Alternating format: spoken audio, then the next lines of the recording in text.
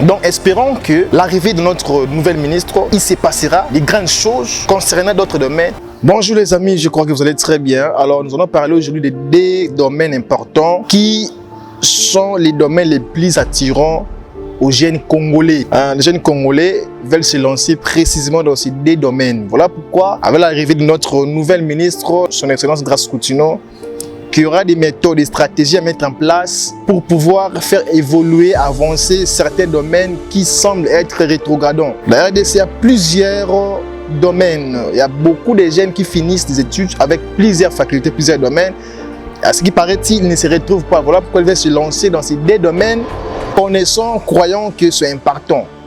Que la plupart des personnes qu'on connaît en RDC, 70% sont des musiciens, 80% sont des humoristes. Allez sur TikTok, sur Facebook, vous allez voir, la plupart des jeunes sont des comédiens, des humoristes. La plupart des personnes sont des musiciens. La personne qu'on connaît, les gens qu'on connaît actuellement sont des humoristes, des comédiens. Le premier domaine, c'est la comédie. Je crois que je viens déjà de le citer, c'est la comédie. Il y a des gens qui finissent des études avec un autre domaine, ils veulent se lancer dans l'humour, dans la comédie.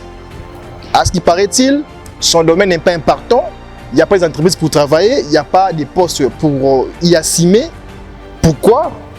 Parce que, à ce qui paraît-il, les domaines par lesquels il veut se lancer, c'est un domaine important, influent. L'humour. Tout jeune est devenu humoriste. Tout jeune est devenu comédien. Tout jeune est devenu humoriste, tout jeune est devenu comédien. C'est ça la réalité actuellement à Kinshasa. Vous allez voir, c'est de cette manière que ça se passe.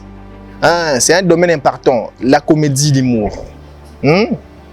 Donc, mon ami, il faut que vous compreniez que notre pays n'a pas vraiment plusieurs entreprises à livrer aux jeunes pour y assumer des facultés, pour assumer des travaux, des postes, des domaines par lesquels ils ont y fini aux universités.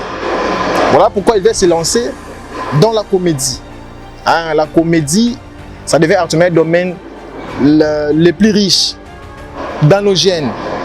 Le deuxième domaine, c'est la musique. Tout jeune veut devenir musicien. Tout jeune veut devenir musicien. Pourquoi? Parce que derrière ça, il y a de l'influence. Derrière la musique, il y a des relations. Derrière la musique, il y a des opportunités. Derrière la musique, il y a autant de choses. Que ce soit la musique mondaine ou bien la musique chrétienne, mais derrière la musique, il y a plusieurs choses.